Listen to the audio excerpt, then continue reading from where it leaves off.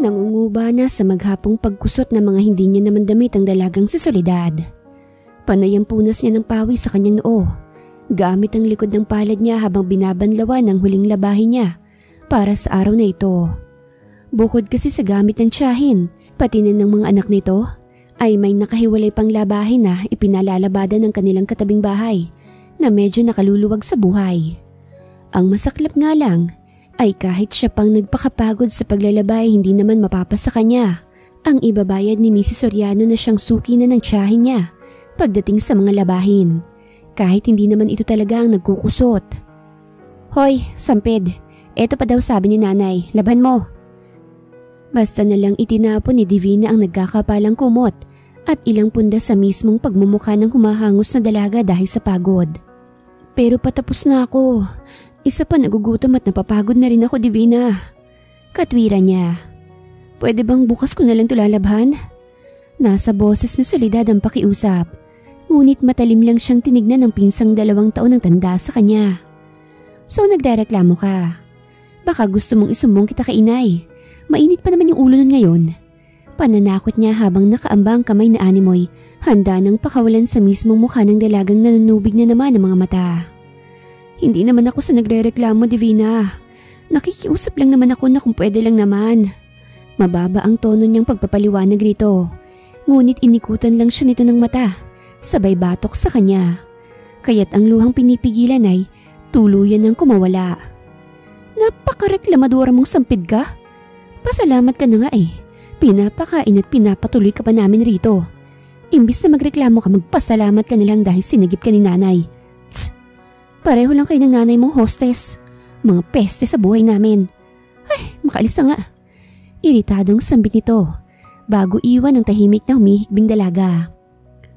"Ang sasama niyo. Hindi ko kailanman ipagpapasalamat ang pagtrato niyo sa akin ng alila at parang hayop." Puno ng hinanakit niyang sambit bago itabi ang mga natapos na labahin. Nagpakawala muna siya ng hangin bago labhan ang inihabol ng demonyita niyang pinsan. Mag-aalas 2 na nang matapos sa paglalabas si Soledad. Sapo niyang likod na nangangalay na. Nanginginig na rin ang tuhod niya dulot ng gutom dahil hindi siya nakakain ng tanghalian hanggat hindi natatapos ang kabundok na labahin. Ang tiya Maria niyang naghatid ng mga nilabhan niya sa bahay ni Mrs. Santiago habang siya ay agad na nagtungo sa kusina upang lamnan ng kumakalam na tiyan. Napapabuntong hininga na lamang sa Soledad ng pagbukas niya ng kaldero ay halos tira-tirang tutong na kanin na lang naroroon habang ang ulam niya ay sardinas. Nilinga niyang paningin hanggang sa dumako ang kanyang mga mata sa lababong merong mga buto ng manok. "Hindi ka na nasanay sa kanila, Soledad." Mahina niyang sabi sa sarili bago kumuha ng plato, tsaka niya sinimot ang laman ng kaldero. Pagtsatsagaan niya na lamang ang tutong na kanin kesa naman malipasan siya ng gutom. Inasnan at nilagyan niya na lamang ng kalamansi ang sardinas nang sa ganon ay magkaroon man lang yun ng lasa at maibsan ng lansa. Hindi niya maaaring ubusin ang laman ng dilata dahil tsak niyang uulamin niya pa yun mamayang gabi. Ngunit ang dapat na ititira ay naubos din sa huli dahil sa labis niyang gutom. Niligpit niya na ang pinagkainan ng matapos, tsaka hinugasan ng mga platong nakatiwangwang sa lababo. Ganito na ang buhay niya. Gigising sa umaga para maghanda ng almusal, magwawalis sa labas ng bahay, at pagkatapos ay magsisilamon ng mga mapang-aping kadugo. Tsaka lamang siya kakain tsaka maglilinis. Sa tanghali ganun din hanggang sa gabi. Ni ang umapak sa eskwelahan ay hindi niya man lang naranasan. Hindi siya marunong magbasa, ni kahit spelling ng pangalan niya hindi niya alam. Maging ang alpabet ay hindi niya pa rin alam. Ngunit pagdating naman sa mga numero ay maalam siya. Nakakalabas lang din siya sa tahanan ng mga ito tuwing uutusan na mamili sa tindahan at saka mamalengke. Mabigat na paghinga ang pinakawalan ni Soledad nang matapos niya ang lahat ng gawain. Gustuhin man niyang ipahinga saglit ang pagod na katawan ngunit hindi maaari dahil tsak na malalatayan lang siya sa katawan. Malungkot na tumingin sa kalendaryo si Soledad. Isang araw na lang ang hihintayin niya at tuluyan ng tatalon sa 20 ang kanyang edad. Mapait siyang ngumiti nang biglang tumulo ang ilang butil ng kanyang luha. Simulat sa pulkasi ay hindi niya naranasan ang ipaghanda o kahit na mabati sa mismong espesyal na araw ng buhay niya. Mabilis na pinawi ni Soledad ang luha na dumadaloy sa pisngi nang marinig ang pagtawag sa kanya ng tiyahin. Huminga muna siya ng malalim bago rito sumagot. "Chang, bakit po?" Mahinhin at magalang na tanong niya rito pagkalapit. Tinaasan pa muna siya nito ng kilay bago isampal sa mukha niya ang papel na pera nitong hawak. "Bumili ka ng yellow juice doon at kung may sobra pa dyan sa 50, bumili ka na lang din ng 5 biskwit dahil paparating na mga kumare ko. Bilisan mong pagbili kung hindi tatamaan ka sa akin." Banta nitong may kasama pang pangamba ng palad nito. "Opo, Chang." Nakayuko niyang sabi bago lumabas ng bahay nito. Binilisan niya na lang ang paglalakad dahil malayo-layo rin ang tindahan sa kanila. Hahangos-hangos pa siya nang tuluyan niyang marating ang tindahan ni Aling Ising. "Yellow juice at 5 biswit nga po, Aling Ising." Hinihingal niya pang sabi sa may edad na tindera. Bumalatay naman ang awa sa mukha ng maedad na babae. Alam niya kasi ang kalbaryo ng dalaga sa kamay ng mga katugo nito. Kaya't kahit nakulang ang perang dala nito ay hinayaan niya na lang. "O ito, kainin mo na ito habang nasa daan ka. Nangangayayat ka na anak. Kung may oras kang pumunta ka na lang dito para mabigyan kita ng pagkain mo, ha?" Baka sa boses nito ang labis na pagkahabag kay Soledad. "Naku, salamat po ng sobra, Aling Ising." Namuo ang emosyon sa magandang mukha ni Soledad nang tanggapin ang burger at sito nitong iniabot sa kanya. Kung sino pang hindi niya kadugo ay siya pang mabuti sa kanya. "Napakabuti niyo po sa akin, Aling Ising. Maraming salamat po." Madamdaming sambit niya bago abutin ang palad ng may busilak na pusong matanda. "Diyos na po ang bahalang gumanti sa lahat ng kabutihan niyo sa akin." Nauutal pa siyang sabihin yon nang dahil sa mumunting hikbi na umaalpas sa kanyang bibig. "Walang anuman anak. Sige na, humayo ka na. At baka pag-initan ka na naman ni Maria kapag natagalan ka pa rito." Anitong agad namang sinunod ang tahimik at tumatangis na dalaga. Sa daan ay sunod-sunod ang naging pagsubo niya ng ibinigay ni Aling Ising na burger. Halos lagokin niya ang sito dahil malapit na siya sa bahay ng tiyahin. Pumakawala ang may kalakasang dighay sa kanyang bibig bago niya pinunasan gamit ang likod ng kanyang palad. Nabusog rin siya ng tuluyan sa wakas. "Bakit ang tagal mong leche ka?" Sinalubong agad ng isang malutong na sampal si Soledad nang tiyahin pag-apak niya pa lang sa entrada ng bahay nito. Sapo naman ni Soledad ang namamanhid na pisngi bago salubungin ang tingin ng tiyahin. May nakasabay po akong bumili, tiya. Kaya po ako medyo natagalan. Pasensya na po." Palusot niya rito. Pasensya. Ang sabihin mo malandi ka. Katulad ng hostess mong ina. Timplahin mo na yung juice at kunin mo na rin yung langka sa likod ng bahay at iyon ang gulayin mo mamayang gabi. Utos nitong agad namang sinunod ni Soledad. Peste talaga! Rinig niyang pagsambit ng tiyahin. Rinig niya ang hagik-hikan ng magkakapatid. Ngunit hindi niya nalang inintindi pa ang mga ito. Binilisan niya na lamang ang pagtitimpla ng juice at nang matapos ay dinala niya na yun sa sala kung saan naroroon na ang 2 kumari ng tiya Maria niya. Napakagandang dalaga naman talaga nitong pamangkin mo, kumari. Hindi mo makikitaan ang dugong Pinoy. Bakit hindi mo isali sa mga beauty contest ito? Tsaka na palaging mabibigyan ng title ng pamangkin mo. Pamumuri ng ginang na inismeran lamang ni Divina, maging ng ina nito. Hindi pwedeng isali sa mga contest-contest yan, ninang. Kasi itong babaeng to, kahit na pangalan niya hindi niya kayang isulat. Mangmang yan kaya't hindi siya nababagay na isali sa kahit na anumang patimpalak. Mapanuyang ani ni Divina na nagpababa ng tingin kay Soledad. Hindi na lamang nagsalita pang muli ang ginang at itinuon na lamang ang atensyon sa barahang hawak. "Oh, ano pang tinutunga-tunga mo dyan? Layas na!" Inis pang binalingan ni Divina ang dalaga. Walang imik na lamang na umalis sa sala si Soledad at dumiretso sa kusina upang kumuha ng kutsilyo. Kailangan niyang umakyat sa puno ng langka dahil may kataasan ng pwesto ng mga bunga nito. Tinagpas niya ang malapit sa inaapakan niyang langka, kaya tuluyan na yung bumagsak sa lupa. Bumaba na siya sa puno at saka muling pumasok sa loob ng bahay para maglagay ng lana sa kamay nang sa ganun ay hindi siya kapitan ng pulot. Kumuha na rin siya ng ilang piraso ng gamit na papel na ipapampunas sa pulot ng langka kapag binalatan na niya ito. Matapos mabalatan ay nagbalat na rin siya ng nyog, tsaka iyon kinayod. Binilisan niya ang kilos dahil nais niyang maagang makapagpahinga. Itinabi niya na muna ang mga nahiwa niya ng gugulayin. Nagsalang na siya sa diuling na lutuan ng lulutuing kanin at nang matapos ay piniga niya ng nyog tsaka nagayat ng sangkap at naghimay ng tinapa. Mga bandang 6:00 na rin natapos sa paghahanda si Soledad. Palihim siyang nagtabi ng pagkain na inilagay niya sa isang plastik. Kakainin niya yun mamaya kung sakaling butil-butil ng kanin na naman ang itira sa kanya. "Chang, tapos na po ako magluto." Imporma niya rito ngunit irita lamang siya nitong itinaboy. Nagkibit balikat na lamang siya. Itinago niya na muna sa ilalim ng una ng pinlastik na pagkain dahil plano niyang maglinis na muna ng katawan bago yun kainin. Nanlalagkit na kasi siya. Kumuha siya ng balde at sabon bago pumunta sa likod kung saan naroroon ang Poso Negro. "Hoy, Sampid, ipagsandok mo raw ng kanin si nanay." Sigaw sa kanya ni Desiree, bunsong anak ng tiyahin niya. Masuyo naman na tumango si Soledad, tsaka tumalikod. Pati ba naman pagsandok ng kanin hindi makayanan? Mga tamad talaga. Kaya hindi umaasenso sa buhay eh. Lahat na lang iniaasa na sa akin.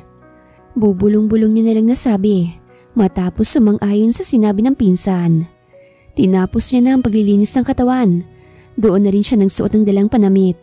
Umalis na rin siya sa hapag nang mapaglingkuran na mga nagre-reyna-reynahan. Diretso na siya sa salas upang iligpit ang mga pinagsugulan ng mga ito. Matapos yun ay naupo siya sa kawayang bangko na nakalagay sa labas ng bahay. Naghintay lamang siyang matapos sa mga ito bago siya tuluyang kumain.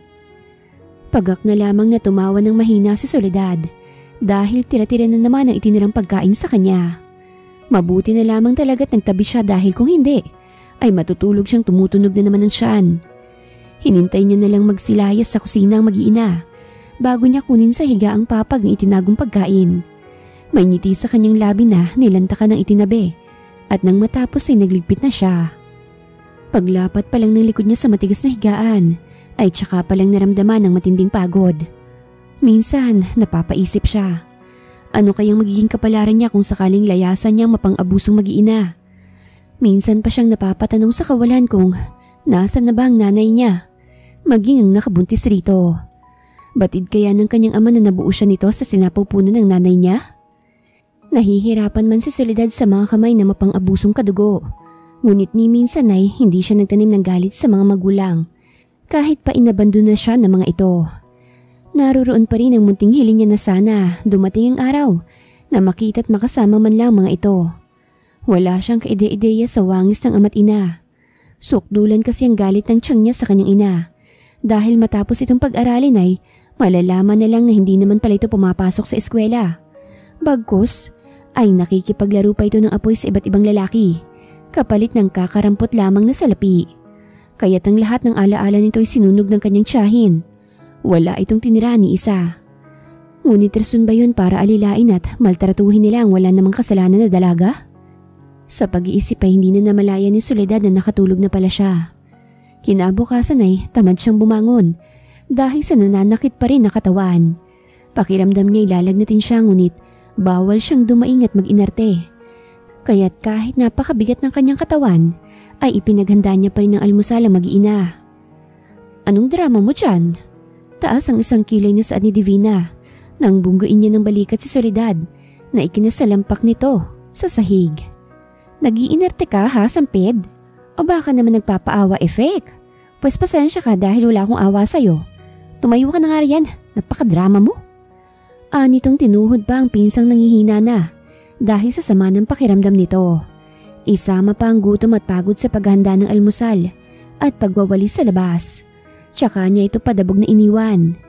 Rinig pa ni Soledad ang pagtawag ni Divina sa ina at kapatid na may kasamang sumbong. Kaya't naikuyom niya ang kamao. "Napakasama niyong talaga." Nangihinang sambit niya bago itukod ang kamay sa sahig at kahit na nahihilot nangihina ay sinikap niyang alisin ang sarili sa kaawa-awang sitwasyon. Walang lingon-likod siyang umalis sa tahanan ng tiyahin at sinikap na tahakin ang daan patungo sa bahay ni Aling Ising. "Aling Ising, tulong po, tulong!"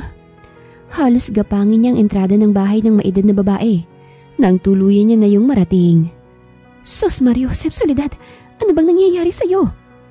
Alalang dinaluhan agad nito ang dalaga nang mabungarang nanginginig sa labas ng kanyang pinto. Mahapaging langit, inaapoy ka ng lagnat anak. Bulalas nito. Agad na inakay ang dalaga papasok sa loob, tsaka inihiga sa sofa. Anong nangyarit inaapoy ka ng lagnat? Diyos ko, teka nga, ikukuha kita ng pamunas at maibsan ng init mo. Tarantang anito. Dumiretso agad si Aling Ising sa lababo para kunin ang plangganita. Kumuha na rin muna siya ng bimpo at agad yung binitbit pabalik ng salas. Anak, ano bang klase yung mga kadugo mong yan? At hinahayaan ka nilang danasin ito. Nahahabag at naiiling na turon pa ng matanda habang pinupunasan ang katawan ng kaawa-awang dalaga. Kumuha pa siya ng kumot dahil nanginginig na naman ngayon si Soledad. Nang matapos kumutan ay pumasok siya sa tindahan para kumuha ng gamot na ipaiinom sa dalaga. Isinarado niya pa munang tindahan, maging ang pinto at bintana ng bahay niya upang hindi makita ang kalagayan ng dalaga ng mga walang pusong kadugo nito. Salamat po ng marami sa pagmamalasakit niyo sa akin, Aling Ising. Pasensya na rin po kung naabala ko kayo. Wala na po kasi akong ibang alam na po pwede kong lapitan. Anya rito nang tuluyang bumuti ang kanyang pakiramdam. Wala iyon anak. Huwag mo nang isipin. Kumain ka na lang muna. Iniabot nito ang isang mangkok ng sopas na niluto. May ngiti sa labi naman yung tinanggap ni Soledad. Hindi ko po makakalimutan ng kabutihan yung to sa akin, Aling Ising. Maluha-luha niya pang sabi na ikinangiti na lamang ng may edad na babae. Hindi ko na rin po planong bumalik pa sa kanila eh. Mas gugustuhin ko na lang pong makipagsapalaran sa Maynila kaysa magpaalipin sa kanila habang buhay. Anya sa naisip na plano. Mas maigi na yan para naman matuto ang mga walang pusong yon. Pagsang-ayon naman ito sa kanyang plano. Kung gusto mo pa ng sopas ay marami pa sa kaldero.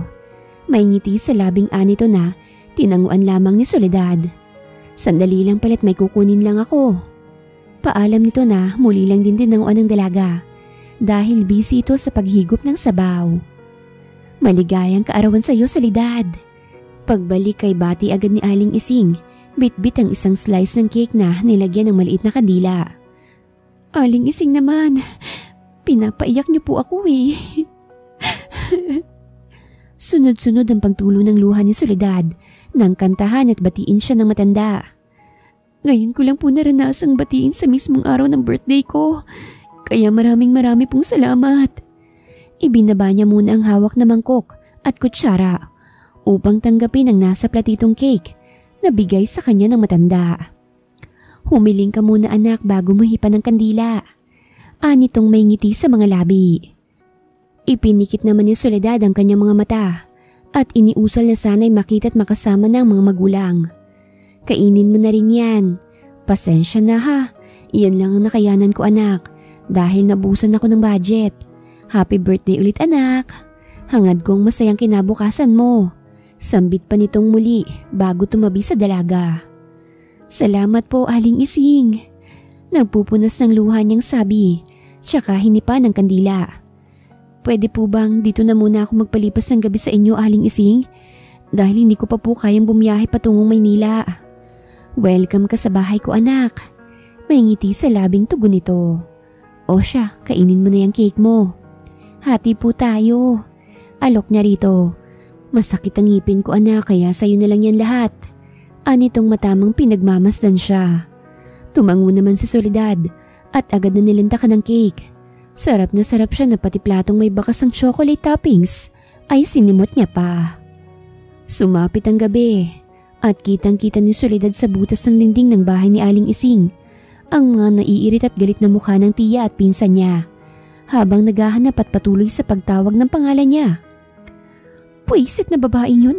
Nasaan na kaya yun? Gabi na pero hindi pa rin umuuwi. Abay gutom na ako pero wala pa rin nakahain. Suyurin mong buong barangay Divina para lang makita mong lecheng Soledad na yun. At kapag nakita mo kalad ka rin mo papunta sa akin dahil kakalbuhin at bubungiin ko talaga siya. Gigil at bakas ang panggagalaiti ng tiya Maria niya. Opo ma, sagot naman agad ni Divina bago tuluyang iwanan ng ina sa harapan ng bahay ni na Aling Ising. Hindi niyo ba talaga nakitang pamangkin kong yon Aling Ising? Ulit pa nito sa matandang nasa loob ng tindahan ito. Hindi ko napansin ditong pamangkin mo Maria. Malamig pa sa yelong sagot ng matanda na ikinaismid at ikinamarat siya na lamang ng ginang palayo sa tindahan nito. Nasapo naman ni Soledad ang pusong mabilis na pumipintig dahil sa sobrang takot. Diyos ko, huwag niyo po akong pababayaan. Naiusal niya habang nakasili pa rin sa papalayunan niyang tiyahin. Maghanda ka na, Soledad, dahil maya-maya lang ay ihahatid kita sa terminal ng bus patungong Maynila. Sa ganitong paraan ko na lamang ikaw makakayanang tulungan, anak. Maging matatag ka ron, ha? At wag na wag mong hahayaang apihin, alipin at saktan ka ng kahit naninuman. Ipangako mo, anak, na magiging matapang at lalaban ka. Pangako po. May ngiti sa labing tugon niya rito. Kumain muna sila ng hapunan at naghintay ng tamang oras. Abot-abot na lamang naging pasasalamat ni Soledad sa puong may kapal nang matiwasay silang nakarating ng matanda sa sakayan ng bus at saktong isang pasahero na lang ay tuluyan ng lalarga. Mag-iingat ka ron, anak, ha? Naluluha pang matanda habang hawak ang palad ng dalaga. Napalapit na ito sa kanya at tinuturing ng anak kaya malungkot na tuluyan na itong aalis. Opo, kayo rin po, Aling Ising. Nag-abiso na ang konduktor na aalis na sila, kaya't bumaba na ng bus ang matanda. Hindi naman mapigilang mapaluhan ni Soledad habang nakadungaw sa bintana ng bus. Papalayo na siya ng tuluyan sa kaisa-isang tao na naging mabuti sa kanya. Kumaway siya rito at ganoon rin naman ito sa kanya. Sa mahigit na isang oras na pagtingin sa labas ng bintana, ay tuluyan na rin bumigat ang talukap ng mga mata ni Soledad. Hanggang sa tuluyan na siyang hilahin ng antok. Nagising na lang siya sa mahinang tapik ng katabing ginang. Narito na tayo, iha. Anunsyo nito sa kanya, kaya't agad niyang inilinga ang tingin sa labas ng bintana. Inabot lang ng 5 oras ang naging biyahe nila. Salamat po. Sambit niya rito na tinanguan lamang ng ginang. Tumayo na siya at agad bumaba ng bus. Bayad na siya at ang perang pinamasahe niya ay galing pa sa may mabuting pusong matanda. Napakamot sa ulo si Soledad dahil hindi niya alam kung saan siya pupunta. Ang laki pala talaga ng Maynila. Mahinang sambit niya nang ilibot ang tingin sa paligid. Sinimulan niya na ring maglakad hanggang sa marating niya ang malaking simbahan. Naglumuhod muna siya sa isang sulok na simbahan habang taimtim na nagdarasal. Matapos ay agad na rin siyang lumabas at nagmasid sa paligid.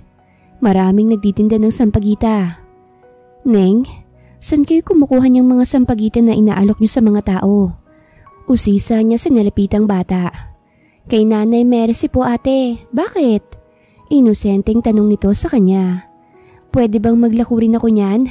Dayo lang ako rito at wala akong ibang matutuluyan. Kailangan ko kasing kumita para may maipanglalaman ako sa kumakalam ko ng tiyan.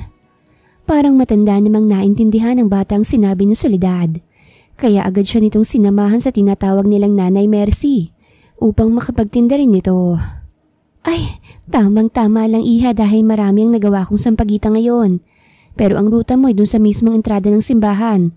2 pesos lang makukuha mo sa kada isa, kaya't kailangan makarami ka ng benta. Para naman marami ka ring makuhang pera.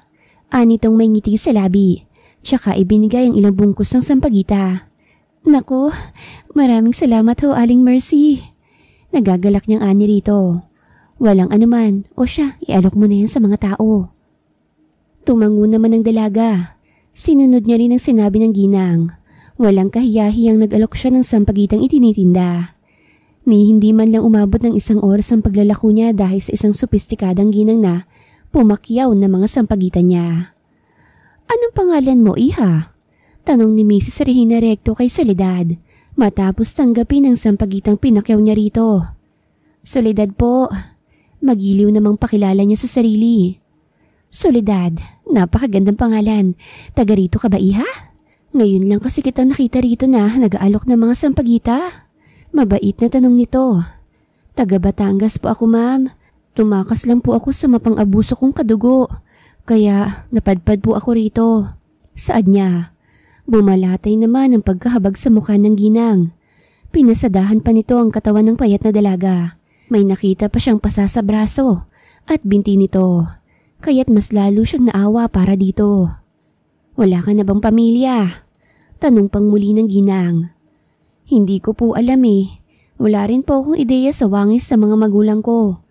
Ang tanging alam ko lang po ay nagbibigay aliw ang nanay ko. At dahil din po sa trabaho niya kaya po ako nabuo. Ang sabi-sabi pa nga ng ilan, kalahating Pinoy nga lang daw po ako. Salaysay niya rito. Mukha kang ang Amerikana, iha. Kung gusto mo maaari kitang kupkupin. Wala akong anak dahil wala akong kakayahan. Alok nitong ikinakislap na mga mata ni Soledad. Estranghera man para kay Soledad ang sopistikadang ginang. Ngunit batid niyang may busilak itong kalooban. Nadarama niyang mabuti itong tao. Kaya't walang pag-aalinlangan siyang pumayag sa alok nito. Ang perang nakuha ni Soledad sa pagtitinday ibinigay niya ng buo kay Aling Mercy. Tuwang-tuwa pa ito dahil buong 1,000 ang iniabot ni Mrs. Regina sa dalaga ng bilhin ng mga tinda nito. Wow! Palasyo po bang bahay niyong ito, ma'am? Laglagang pang ang sambit niya nang marating ang mansyon ng ginang. Napapangiti namang ginagap ni Mrs. Regina Recto ang palad ng dalaga. Mami nang itatawag mo sa akin mula ngayon, Soledad. Ako nang magiging guardian mo. At ang mansyong to ay magiging iyo na rin. Turan nitong ikinatubig naman ng mga mata ni Soledad. Talaga po? Aakuin niyo po ako bilang anak niyo? Kahit hindi naman po. Parang batang anya na ikinatango naman ng ginang habang may ngiti pa rin sa mga labi. Sobrang salamat po. Mami. Naalangan pa siya at the same time ay nahihiya sa huling sinabi. You're welcome, iha. Alika, ipapakita ko sa iyo ang magiging kwarto mo. Nasa tono nito ang labis-labis na saya ng iginiya ang dalaga patungo sa guest room. Pagkarating nila sa silid na uukupahan ni Soledad, ay muli na namang nalaglag ang kanyang panga sa sobrang pagkamangha. Napapangiti naman sa kanya ang ginang. Dito sa silid na ito ka mamamahinga. Mamaya lamang ay magsha-shopping tayo ng mga damit at kung ano pang mga kailangan mo. Anito pa. Maupo muna tayo para naman magkakilala tayo ng lubusan. Dagdag pa nito habang hawak ang kamay ng dalaga na iginigiya patungo sa isang mahabang sofa ng silid nito. Pwede mo bang isalaysay sa akin ang buo mong pagkatao? Para naman makilala kita ng lubusan. Malambing nitong sambit habang nakatitig sa mga mata ng dalaga. Ngumiti naman si Soledad. Siya kamarahang pinisil ang palad ng ginang. Sisimulan ko po muna sa pagpapakilala. Ako po si Soledad Di Magiba, 20 anyos. At nakakahiyaman pong aminin isa po akong mangmang. Dahil ni minsan na hindi ko naranasang umapak sa eskwelahan. Ipinagkait ng tiyahin ko sa akin ang matuto. Kaya't umasa't kumapit na lang ako sa pangarap ko na sana. Sana po ay isang araw maranasan ko ang makalaya. Ang tratuhin ng tama. Buong akala ko po noon ay makukulong na nga ako sa ganoong sitwasyon. Ngunit mali ako dahil heto po ako ngayon. Kaharap ang taong tumulong sa akin sa likod ng pagiging estranghera ko. Kaya't sobrang salamat po, Mami, sa pagbibigay ng tulong mo sa akin. Naluha na siya ng tuluyan, dulot ng matinding emosyon na sinamahan ng pagkagalak. Nadadala naman ng ginang na ikinulong sa bisig ang patuloy sa pagluhang dalaga. From now on, no one will hurt you, iha. Pag-aaralin kita, bibihisan at gagawing matatag, at sisiguraduhin kailanman na hindi na muli pang maaapi. Patuloy nitong hinahagod ang likod ng dalaga. Tanging pasasalamat naman ang patuloy na sinasambit ni Soledad. Kumalas na rin sila ng yakap sa isa't isa at matatamis ang kanilang mga ngiti na ipinas siyang lumabas upang maghanda na ng pananghalian. Maya-maya pala, iha, uuwi rito ang pamangkin kong si Ralph. Anak siya ng nakatatanda kong kapatid na yumao na dahil sa sakit nitong kanser. Parang anak ko na rin kung ituring ang binatang yon. Kaya't sana'y magkasundo kayo. Anito nang marating nila ang dining area. Tanging pagngiti lamang nagawang itugon ni Soledad. 3 ang katulong. Ngunit mas ginusto ngayon ng ginang na siya nang maghanap ng kanilang pagsasalu-saluhan mamaya. Espesyal na mga putahe ang kanilang hinanda.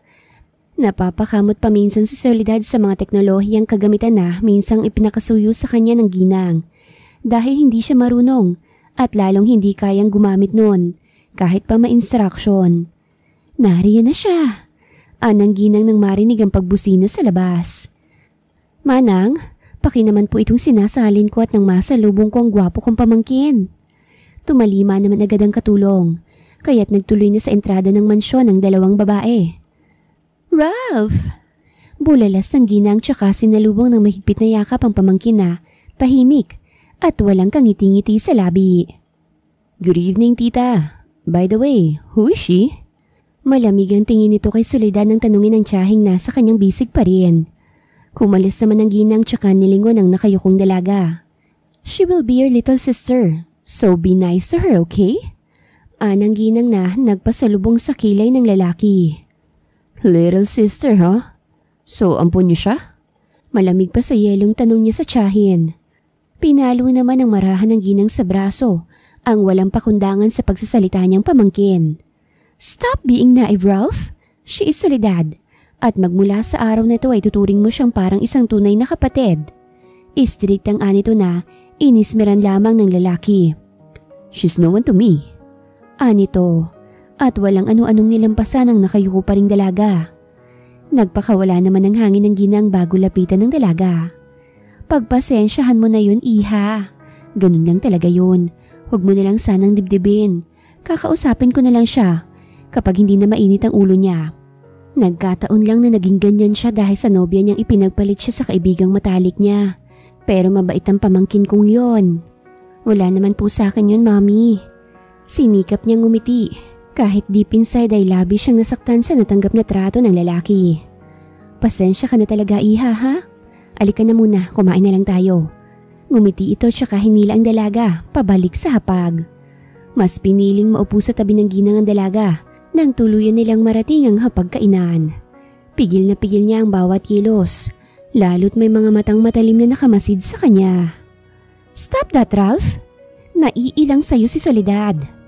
Sita ng ginang sa lalaki nang malingunan nitong masama ang pagkakatitig sa dalagang tinulungan niya. Umiling-iling na lamang ang lalaki bago nagsandok ng pagkain. Sisiguraduhin niya lamang na kusang aalis ang sampid ng tiyahin bago matapos ang buwang ipapamalagi niya sa tahanan ng tiyahin. Matapos kumain ay hinila agad ng ginang ang dalaga. "Magsha-shopping tayo ngayon din mismo, iha. Hayaan na lang muna natin mag-isa rito ang suplado kong pamangkin na pinaglihiyata ng hipag ko sa sama ng loob." Ani nitong ikinangiti naman agad ni Soledad. "Finally! I've seen your smile again, iha." Tila nanalo sa lotong anito, kaya't napapakamot naman sa ulo nito ang dalaga. "Mang Fred, sa Rectos Enterprises nga tayo?" Imporma ng ginang sa driver. "For sure, iha, magiging mas Diyosa ka pa kapag tuluyan kang nabihisan at naayusan. Excited na ako, iha, na i-makeover ka." Bakas talaga sa mukha nitong excitement sa gagawing transformation ng dalaga. "Siyak na maraming lalaki mahuhumaling sa gandang taglay mo." Anito, hanggang sa tuluyan nilang marating ang 5 palapag na mall na pag-aari ni Mrs. Regina Recto. Hindi sanay sa atensyong ibinibigay ng mga staff sa Soledad. Meron kasing 3 sales lady ang nakasunod sa kanila at patuloy na nagsasuggest ng mga nababagay na damit para sa dalaga. "Halika, iha, sa fitting room. Isukat mo itong lahat, ha?" Mami, hindi ko po kaya eh. Masyadong lantad ang mga maninipis na damit na iyan para sa akin." Alanganing tanong na mariin lamang na inilingan ng ginang. "No, iha. This look goods and fits for you. Ganitong kasuotan ang nababagay sa iyo. Kaya alika na sa loob at i-fit mo na itong lahat." Anitong pinagtulakan papasok ng fitting room ang dalaga. "I need you, iha, to feel confident." Paalala nito bago sarhan ang pinto ng fitting room. Kakamot-kamot na lamang sa Soledad. Pakiramdam niya'y duduguin din siya sa mga pinagsasabi ng ginang na hindi niya naman maintindihan. Ayaw niya man sanang isuot ang mga kinuhang revealing dress ng itinuturing niyang ina, ay wala na rin siyang magagawa. Strapless na kulay itim ang una niyang isinukat. Napangiwi siya sa sarili nang hagurin ng tingin ng refleksyon sa salamin. Nagmukha siyang fearless woman. Padded naman ang dress kaya kahit wala siyang bra ay ayos lang. Huminga siya ng malalim bago lumabas ng fitting room para ipakita sa ginang ang unang damit na napili niyang isukat. "Fabulous! You look great, iha!" Manghang-a nito kasabay ng pagtayo sa kinauupuan nitong Celia. "Turn around!" Anitong ikinakunot ng noon ni Soledad. Hindi ko po kayo maintindihan, mami. Pwede po bang Tagalog na lang?" Hiyang-hiya siya nang sabihin yun dahil maraming matang sa kanya'y nakatingin. "Oh, sorry iha, umikot ka. That's what I meant." Malambing nitong sabi na sinunod naman agad ni Soledad. "Perfect! Bakas ang kakontentuhan sa mukha nito. Ladies, pakinalang ang lahat ng napili namin at dalhin nyo na sa kotseng naghihintay sa amin sa labas. Utos nito sa piniling staff para asikasuhin sila. Tumalima naman agad ang 3 staff sa ipinag-uutos ng madam nila. Sa salon naman tayo, iha. Magiliw naman itong sabi. Nagpapatianod na lamang sa Soledad sa mga nais gawin ng kanyang mami. Ipinag-utos ni Mrs. Regina Recto na pagandahing maigi ang sabog-sabog na buhok ni Soledad. Magmula sa buhok, mukha, pati na sa kamay at paa. At mga kuko ay pinatatrabaho ng ginang. Nakatulugan na nga ni Soledad ang mga pinagagagawa sa kanya. Nagising na lamang siya na tila namamalikmata sa anyong nakikita sa refleksyon ng malaking salamin sa harap niya. Ako ba talaga ito? Tanong niya sa sarili nang haplusin niya ang buhok na blonde na ngayon. Meron din naman nipis na kolorete sa kanyang mukha. Habang ang mga kuko niya animoy pinintahan ng nagagandahang kulay. Yes, iha. It was really you. Sunod nating gagawin ay ang matuto ka sa lahat ng bagay. Dahil ikaw ang gagawin kong modelo ng clothing line dito sa mall kong ito. Pahayag nito. Matapos haplusin sa magkabilang balikat ng dalaga. You're so beautiful, inside and out, iha. Be confident. Kalimutan mo ang malungkot na nakaraan at tumingin ka na sa kasalukuyan. I'll help you hanggat kaya ko. Hindi mo lang alam, iha, kung gaano mo akong napapasaya. Matagal kong hinangad ang magkaroon ng anak. Ngunit dahil baog ako puro na lang ako pangarap. Nasa himig nito ang kalungkutan. Ngumiti naman si Soledad bago humarap sa ginang. Salamat din po, mami. Madamdaming sambit niya bago yumakap sa ginang. Napangiti naman si Mrs. Regina Recto. Kung nabubuhay lang ang asawa niya, ay tsak na maging ito ay matutuwa rin kagaya niya. Ipinasya na rin nilang umuwi matapos ang makeover na ginawa ng ginang kay Soledad. Sa mansyon, ay hindi magawang magtaas ng tingin ng dalaga nang makasalubong niya sa hagdan ang pamangkin ng mami niya.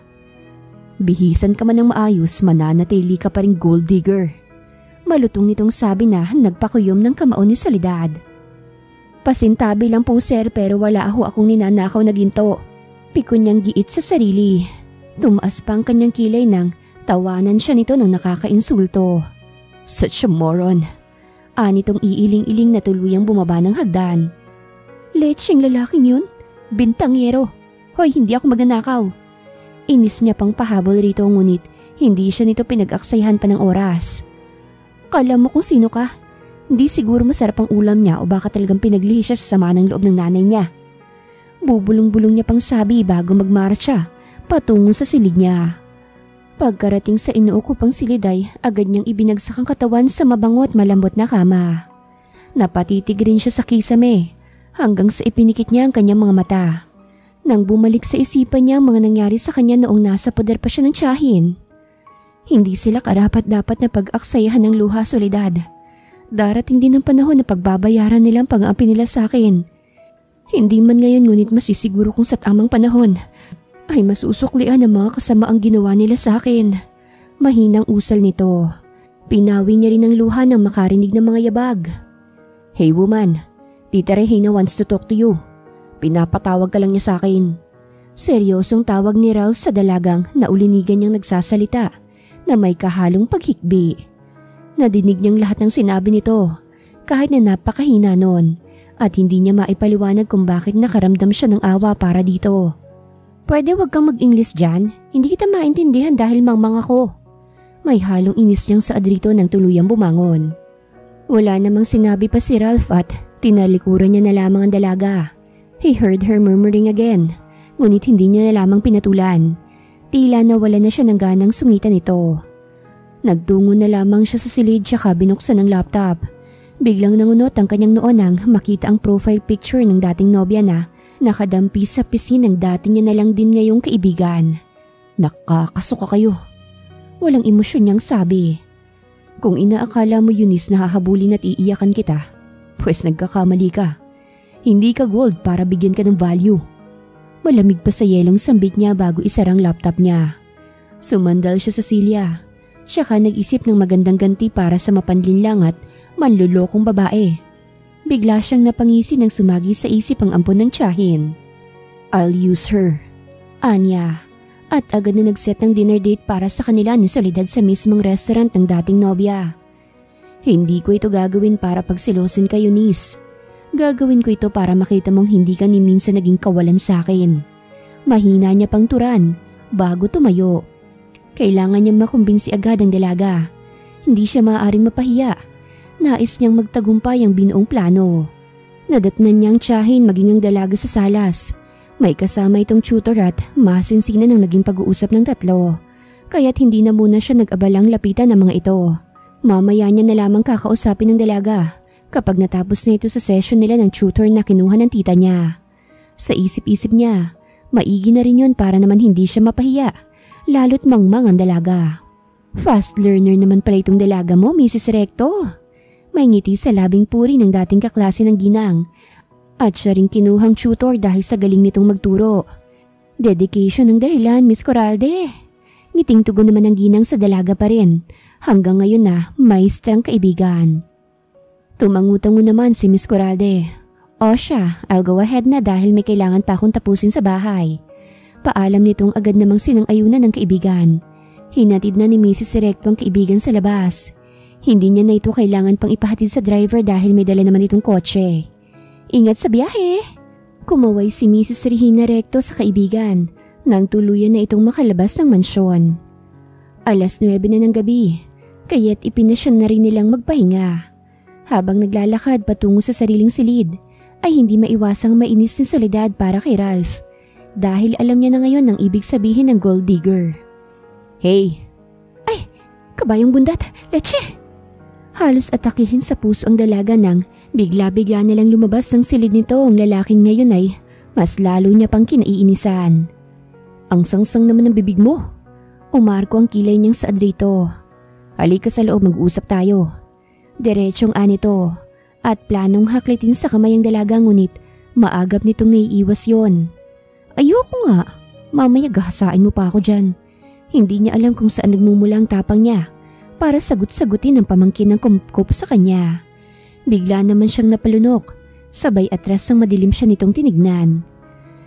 Hindi ako tumitikim sa mga tingtingang katawan. Mataas ang taste at standards ko sa babae. Kaya hindi mo kailangang kabahan dyan. Assuming. Anitong naiinis. May kailangan lang akong ipagawa sa'yo. At ano naman yun? None of your business. Basta't sumunod ka na lang. Irita na namang sambit nito bago tuluyang hilahin ng dalaga papasok sa silid. Don't be scared. Hindi ako nananakmal ng skeleton. Umikot ang mata nito matapos sabihin yon dahil nakikita niya ang takot sa mga mata ng dalaga. I just need your help. Mababa na ang tono ng boses na yon. Kailangan magpanggap kang nobya ko ngayong gabi. May isinet akong dinner date sa isang restaurant na pagmamayari ng dati kong nobya na nanloko sa akin. Hindi ko to gagawin para pagsilosin siya or whatsoever. Kailangan ko lang na ipamukha sa kanya na hindi ako isang aso para maghabol pa sa kanya. Iniisip niya kasing baliw na baliw pa rin ako sa kanya. And I hated that bullshit mindset of her. Kapag ba nagawa ko ng maayos ang gusto mo, magiging okay na ba tayo? Hindi ka na magsusungad sa akin na animoy nagme-menopause na gurang? Pangungundisyon niya rito. Napahilamos naman sa mukha si Ralph. Dahil hindi niya naiisip na kukondisyonan siya ng dalaga. Fine, basta maging professional ka. Bawal ang maarte kapag nasa actual scenes na. Napipilitang sambit niya na tinamsapan agad ni Soledad. Magpalit ka na. Siguraduhin mo nga angat ka sa kahit na kanino mang babae ngayong gabi. Anito, tsaka ipinagtulakan palabas ng silid ang dalaga. Nagpakawala nilang ng hangin si Soledad bago sundin ang nais ng lalaki. Pinili niya ang pinakamahal na red-fitted dress na binili sa kanya ng mami niya. Naglagay na lamang siya ng manipis na matte lipstick tsaka konting pulbos. Maging ako mai-inlove na ako sa sarili ko eh. Natatawan niyang sambit sa sarili habang pinagmamasdan ng kanyang bulto. Ang ganda mo te. Ikaw pa ba yan? Pabiro niya pang sabi. Si Chaka Dal. Biglang sambit ni Ralph na nakasandal na sa gilid ng pintuan ng silid ni Soledad. Inikutan na lamang ito ng dalaga ng mata, tsaka ito lumapit. Ang pangit mo, anya pa, tsaka nagpatiunang umalis. Sus, pangit daw, ang ganda ko kaya. Mahinang sambit niya. Gusto niya pa sanang magpaalam sa mami niya ngunit tulog na ito. kaya't ipagpapabukas niya na lang ang pagpapaalam rito. Mag-seatbelt ka. Utos ni Ralph nang papasukin niya na sa kotse ang dalaga. Paano? Kakamot-kamot sa ulong tanong niya dahil wala siyang kaide-ideya kung papaano yun ikabit sa katawan niya. Napapabuntong hininga na lang talaga ang lalaki. Ganito lang oh. Lumapit siya rito para kabitan nito ng seatbelt. Pigil naman ang hininga ng Soledad dahil sa lapit ang mukha nila sa isa't isa. Marunong ka na? Tanong niya rito matapos itong titigan sa mga mata. Oo, kaya pwede ka nang dumistansya. Nautal niya pang sabi, dulot ng matinding kaba. Lihim namang napangisi si Ralph dahil sa nakitang epekto niya sa dalaga. Sa restaurant kung saan nagpa-reserve si Ralph ay taas noong naglakad sila papasok ng magkahawak ang kamay. Nakuha agad nila ang atensyon ng lahat. Rinig pa nila ang bulong-bulungan ng ilan na mukha raw silang mga modelo at artista. At ang ilan pa'y sinasabing bagay na bagay sila.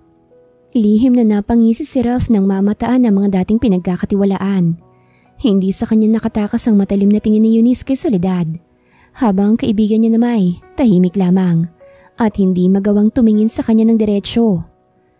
Sa malapit piniling pumuesto ni Ralph, pinaghilan niya pa ng bangko ang dalaga, tsaka hinagka ng likod ng palad nito. Napakapit naman sa laylayan ng dress na suot niya ang dalaga nang sunod na hagka ng lalaki ay ang kanyang pisngi. Chancing ka na uy. Mahina niyang sita rito, ngunit ngumiti lang ito sa kanya na nagpainit ng kanyang mukha. Kinilig ka naman. Malambing na tura ni Ralph. Naumid naman si Soledad dahil parang naging ibang taong lalaking nakilala niya bilang isang tigre. Gusto niyang kaltukan ng sarili dahil sa paghangang umuusbong ngayon pa lamang. Masama ito ah. Hindi po pwedeng magustuhan kong antipatikong lalaki na ito. Anya sa isipan. Ipiniling niya ang ulo at mariing ipinikit ang mga mata. Nag-acting lamang sila kaya't hindi siya maaaring maging marupok lalo't isa lamang itong palabas. Nagtawag ng waiter si Ralph at ito na ang nag-order maging ang pagkain ng kasama. Hindi niya pinaghihiwalay ang kanilang mga kamay at matamis na nagpapalitan ng ngiti. Dumating ang in-order na pagkain ng lalaki at sa pagkain nila'y parati silang nagpapalitan ng kutsara na mas lalong ikinausok ng ilong ng babaeng matamang nanonood sa kanila. Parang lalamunin niya na ako ng buhay. Mahinang usal ni Soledad nang pasimple niyang tignan ng sopistikadang babae na nasa likuran lamang nila. Ignore her. Ako lang isipin mo. Mahina namang tugon ni Ralph. Tila nawala na rin siya ng gana na ituloy pa ang plano. Nais niya na lang na-enjoyin ang gabi kasamang dalagang hiningian ng pabor. Eat! Istriktong utos niya rito dahil sa panay pa rin itong sulyap ng pasimple sa katabi. Napapanguso namang sinunod na lamang ni Soledad ang lalaki. Matapos silang kumain, ay bumalatay sa maganda niyang mukha ang pagtataka nang basta na lang siyang hinila ni Ralph palabas matapos itong mag-iwan ng bayad sa lamesang kinainan nila. Uy, akala ko ba pagseselosin natin ang ex mo? Pukaw niya rito ngunit hindi siya nito pinansin. Pagkus ay mas binilisan pa nito ang paglalakad habang hawak pa rin siya sa braso. Ang lakad nito'y takbo na sa kanya kaya't nang tuluyan nitong tumigil ay tagaktak na ang pawis niya. Naitukod niya ang isang kamay sa kanyang tuhod habang ang isa naman ay sa kanyang dibdib. Grabe, ang bilis mo maglakad. Hingal niyang reklamo rito. Ang sakit ng paa ko. Buti nilang 2 inches lang ang takong nitong sapatos ko. Reklamo pa niya, ngunit wala man na siyang narinig na kahit na ano mula sa lalaki. Bakit pa kasi tayo biglang umalis doon? Imbis na mainis palalo ay mas pinili niya na lang na tanungin ito. At baka sakaling sagutin na siya nito. Ngunit bigo pa rin siya kaya't kinurot niya na ito sa tagiliran na ikinadaing nito. Aray, bakit ka ba nangungurot dyan? Iritang sambit nito habang sapo ang parteng kinurot ng dalaga. Hindi ka kasi sumasagot. Tumaas na ang boses niya. Salita ako ng salita pero ni isang tugon wala man lang ako nakukuha sa'yo. Nakalabi niya pang sabi. Fine, I'm sorry. May iniisip lang kasi ako eh. Nasa gwapong mukha pa rin ang iritasyon. Selos ba yan o pagsisisi? Panguhula niya na inismeran lamang ng lalaki. Sinabi ko na sa'yo diba? Hindi ko to ginagawa para sa kung ano paman. I did this for myself, okay? So shut up. Ang sungit mo talaga. Tinalo mo pang babae. Kahit mabait pa sa'yo yung tao, magkakasungay talaga dahil sa ugali mong yan. Tss, looks is more important than attitude. Pabalang niyang sabi na ikinalaki ng butas ng ilong ng dalaga. Ngunit hindi naman sumagot. Pagdakay basta na lang siyang tinalikuran. Alam mo ba kung saan ang daan pa uwi at nang mamarsya ka dyan ng basta-basta na lang?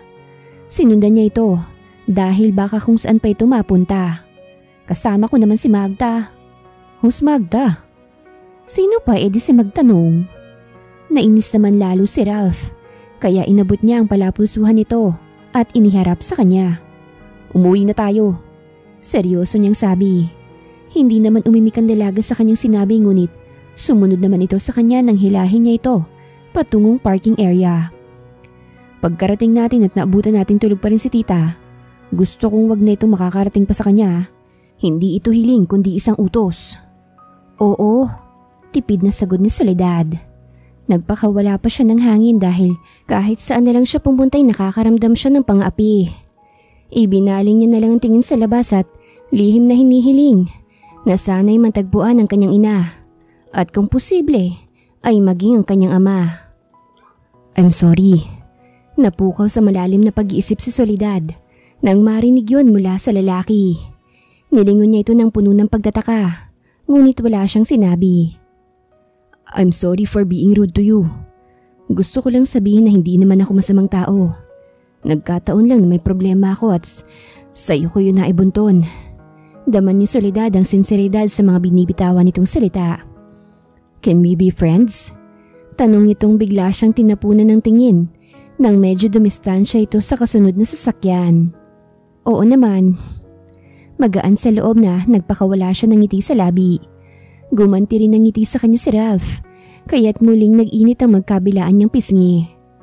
Pagkarating sa mansyon ay pinagbuksan pa siya ni Ralph ng pintuan ng kotse nito. Muli pa siya nitong initian na nagpatambol na ngayon ang kanyang puso. Ewan niya ba ngunit ngayon niya lang na-appreciate ang kagwapuhang taglay nito. Salamat. Nahihiya niyang sabi ng alalayan din siya nito. Maging sa paghakbang pataas ng hagdan. Hindi naman ako bata para alalayan mo. Sinikap niyang sabihin yon dahil parang lalabas na ang puso niya sa sobrang bilis ng pintig sa ginagawang pag-alalay nito sa kanya. Hindi ka na nga bata, pero sa tingin ko, baby kita. Kaya wag ka na lang maingay at baka maistorbo pa natin ang mga natutulog na kasambahay. Pati na si Tita Regina. Nakagat na lang talaga ni Soledad ang ibabang labi. Naibaba niya rin ang tingin dahil sa kakaibang pakiramdam na namutawi sa kanya. Para siyang nilalamig. Habang ang tiyan naman niya ay para bagang mayroong nagliliparang kung ano na sinasabayan pa ng mabilis na pagpintig ng kanyang puso. Thank you for this wonderful night, Soledad. Sleep well. Good night. Hinagka niya ito sa noo na tuluyang maihatid sa inuukupang silid nito. Ngumiti rin siya dito ng matamis matapos magpaalam hanggang sa tunguhin niya rin ang kwarto. Dinaman niya ang puso kasabay ng muling pagsilay ng ngiti sa kanyang labi. Ibang-iba ang epekto sa kanya ng dalaga. Tipong pati sungay niya ay nahihiya na lang lumabas kapag nasisilayan niya ang inosente at malaanghel nitong mukha. Andali ko namang mahulog sa ampon ni Tita Regina. Iiling-iling niya na lang na nasabi sa sarili habang may nakapaskil pa ring ngiti sa kanyang labi. Sa silid naman ni Soledad ay sapo niya ang magkabilang pisngi. Ano bang nakain ng lalaking yun at bigla-bigla na lang naging mabait? Anya at unti-unting kinalas ang suot tsaka iyon hinayaang bumagsak sa sahig. Pagdakay pumasok na siya sa loob ng banyo at ipinasya na lamang na maligo upang maibsan ang lumulukob sa kanyang damdamin.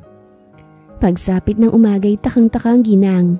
Dama niya ang pagbabago ng pagtrato ng pamangkin niya sa kinupkop niyang dalaga. Kaya't nang matapos silang mag-almusalay, masinsinan niya itong kinausap. I like her, Tita Regina. Sa naging sagot niya ay natuldukan na ang pasikot-sikot na tanong ng ginang. Napangiti na si Mrs. Regina Recto, lalo na nang makita ang kaseryosohan sa mga mata ng nag-iisa niyang binatang pamangkin. Hindi siya tutos sa kung ano man ang namumuo sa dalawa. Basta't wag mo lamang siyang paglalaruan at sasaktan dahil malalagot ka talaga sa akin, ha? Banta nitong ikinangiti ni Ralph.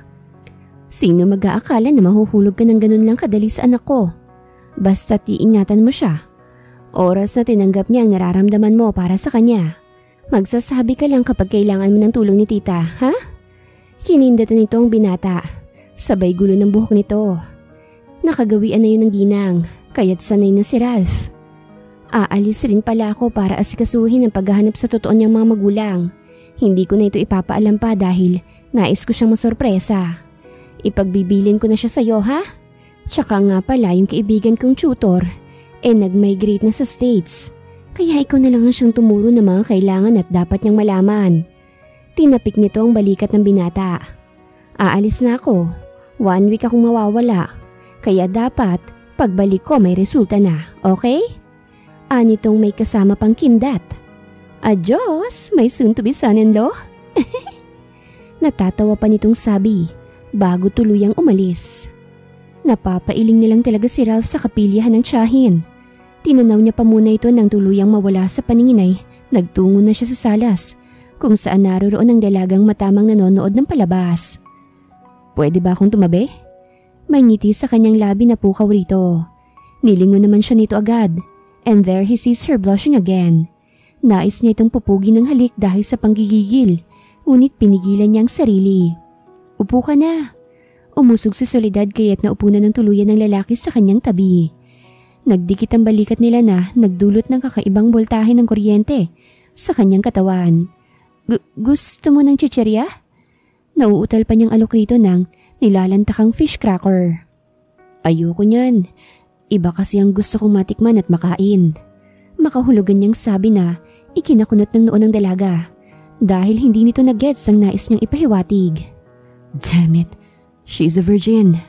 Anya sa isip kaya tumikhim siya upang iwaglit ang kapilyuhan. Labas tayo.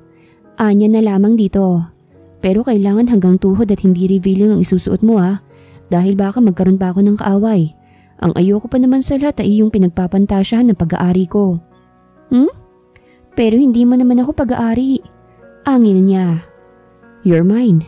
You're my property, Soledad. Pagkasabi nun ay hinawakan niya sa baba ang dalaga. Saka niya ito sinubasib ng halik. Nanlalaki naman ang mga mata ni Soledad sa ginawa sa kanya ni Ralph.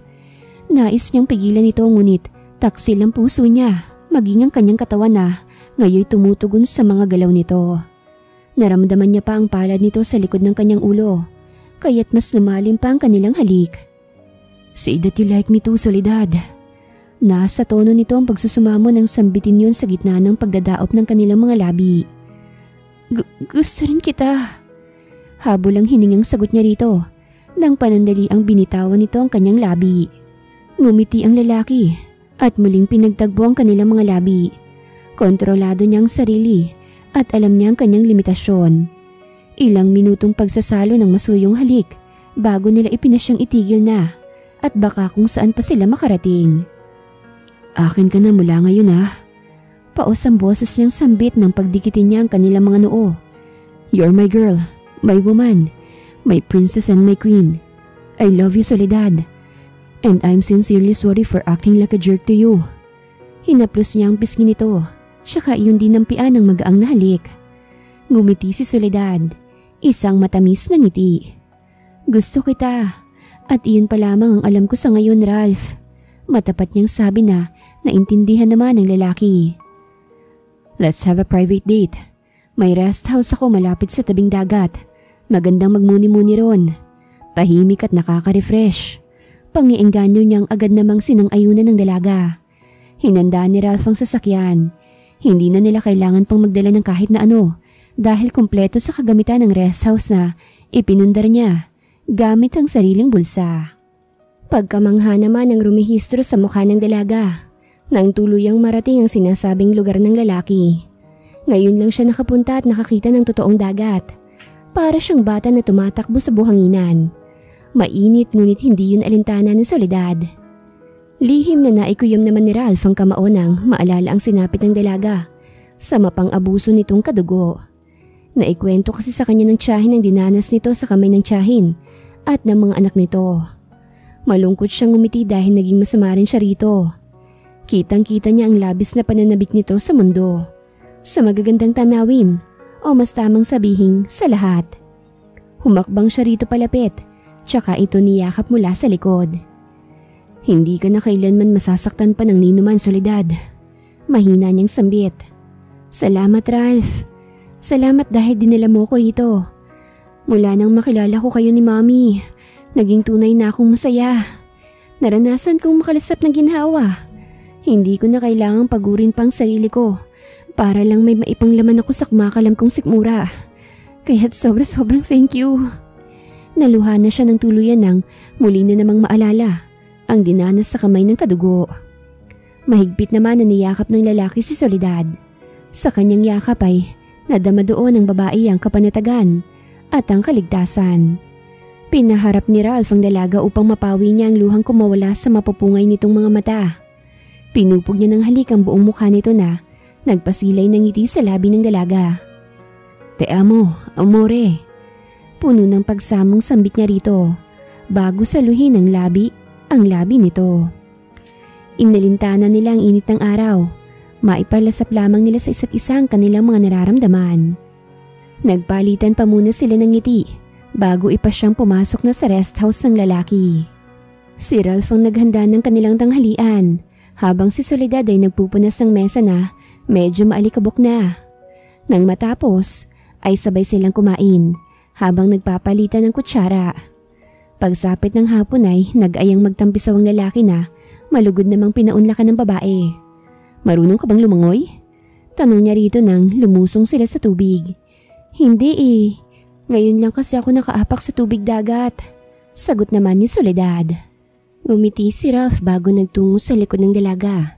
Tsaka ito parang bagong kasal na binuhat hanggang sa lumubog sila sa ilalim ng tubig. Matapos itong sabihin na pigilan ng paghinga, ngunit huwag pipikit ang mga mata upang masaksihan kung gaano kaganda sa ilalim ng tubig. Ang sakit pala sa mata ng tubig alat ano? Ani Soledad na umahon na sila. Natawa naman ang lalaki tsaka ginilo ang kanyang buhok. Nagpatuloy sila sa paglubog-lubog hanggang sa tuluyan ng matutong lumangoy ang dalaga dahil sa magaling at matyaga niyang trainer/manliligaw or mas tamang sabihing nobyo dahil idiniklara nitong pag-aari na niya ang dalaga. Sa gabi ay isang dinner date sa gilid ng dalampasigan ng hinanda ni Ralph ng mag-isa para sa babaeng bumihag ng kanyang puso. Solar lights lang ang ginamit niyang pailaw sa palibot ng kinapupwestuhan nila dahil kapag kandila ay madali lang itong mamamatay dulot ng hangin.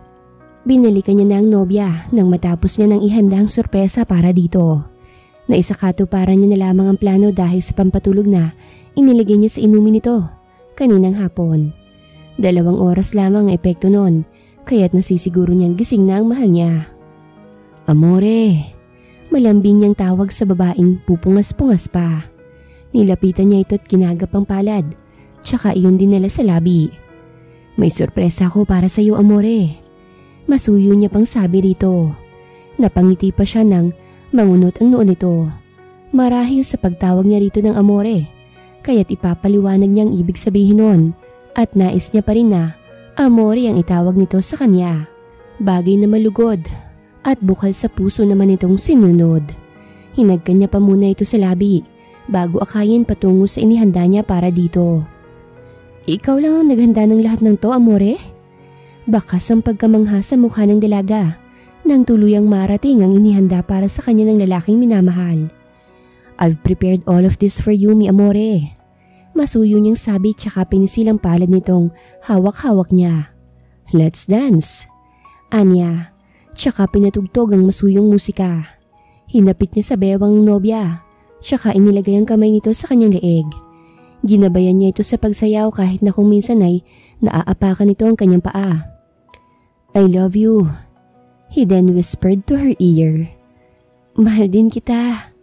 Sa wakas, nasabi niya rin ang pinakahihintay ng lalaki, kaya't sumilay ang ngiti sa labi nito. Tinapos nilang sayawin na magkayakap ang malamyos na musika. Matapos ay ipinasya na nilang pagsaluhan ng espesyal na pagkaing sinikap na lutuin ng lalaki. Namutawi sa kanilang mga puso ang ligaya hanggang sa tuluyang matapos, kaya't nagtungo na rin sila sa loob, lalo't malalim na rin ang gabi. Amore, tawag niya sa nobya nang marating nila ang master's bedroom. Pwede ba tayong magtabi? Oo naman. May ngiti sa labing tugon ni Soledad na ikinalaki ng ngiti ng kanyang nobyo. Parang bata pa itong yumakap sa kanya. Ikaw na munang maunang maglinis ng katawan. Napakamot pa siya sa batok nang sabihin yon. Warm water ang gamitin mo, amore, para hindi ka lamigin. Pakiramdam niya ay nagiinit ang tenga niya nang sabihin niya pa yon. O sige, tanging nasabi ni Soledad dahil sa bumalot na kaba sa buo niyang sistema. Pakiramdam niya kasi hindi lang basta pahinga ang mangyayari sa pagitan nila ng nobyo ngayong gabi. Nagpakawala muna siya ng hangin upang maibsan ang kabang nararamdaman bago pumasok sa loob ng banyo. Tinanggal niya ang lahat ng saplot, tsaka sinunod ang utos ng nobyong gamitin ay maligamgam na tubig. Naipikit niya pang mata nang umagas na sa katawan niya ang tubig na nagmumula sa shower. Kinuha niya ang shower gel, tsaka yun ipinahid sa katawan. Tanging conditioner lamang ang nakita niya para sa buhok, kaya't iyon na lamang ang kanyang ginamit. Sa panghuli ay nagsipilyo na rin siya, tsaka nagpunas ng basang katawan gamit ang tuwalya na nakasukbit sa gilid. Nang matuyo ang sarili ay isinuot niya ng bathrobe, tsaka ipinas siyang lumabas. Hindi nakatakas sa kanyang paningin ang mapupungay na mga mata ng nobyo nang sulyapan siya nito. Gumalaw rin ang buto nito sa lalamunan nang hagurin siya nito ng tingin. Tumayo ito at dahan-dahang lumapit sa kanya.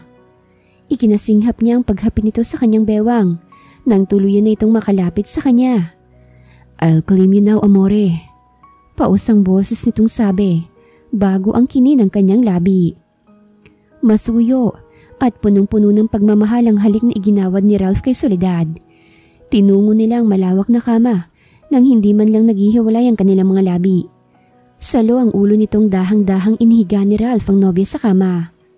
Pinadausdos niya ang kamay sa roba nito, tsaka kinalas ang pagkakatali nito. Pinakawalan niya saglit ang malambot na labi ng nobya upang tunghayan ang kagandahang tinataglay nito. You're so beautiful, amore. Nasa tono niya ang labis-labis na pagkamangha at paghanga sa katawang tinutunghayan. Napalunok siya bago muling angkinin ang labi nito. Pinaglakbay niya ba rin ang palad sa braso nito at sa buong katawan nito. Sinalat niya yun ng masuyo na nagpaalpas nang malamusik ang himig sa bibig ng babae. Mariing na ipikit ni Soledad ang mga mata nang tuluyan na siya nitong inangkin. Kay sakit ng una niyang karanasan ngunit dahil sa pagmamahal na namumutawi sa kanyang puso ay nagawa niyang indahin ng sakit. Ni hindi nila halos mabilang kung ilang beses silang nag-isa. Nahinto lamang sila nang tumunog ang telepono. Pagdating nila sa babasaging bintana ay madaling araw na pala. Bumangon na si Ralph upang sagutin ang tawag. Idinikit niya ang telepono sa kanyang tenga, tsaka rito itinanong kung sino ito. Baka gabihin na kami sa pag-uwi dyan, tita. Anya sa kausap na tiyahing nagtatanong kung kailan sila babalik sa mansyon nito. Iyahanda ko na ba ang kasal niyo? Pasaring na tanong nitong ikinatawan ni Ralph. Yes, tita. Please. Sagot niyang ikinatili ng ginang dahil sa sobrang tuwa. Marami itong iminungkahi na sinang-ayunan namang lahat ng lalaki hanggang sa matapos na ang kanilang pag-uusap. Tulog na ang babaeng mahal niya kaya't malaya siyang nakaalis ng rest house para sa planong pagbili ng engagement ring para rito. Mabuti na lang at naisipan niyang dalhin ng black card. Kung hindi ay hindi niya mabibili ang eleganteng singsing na umabot ng milyon.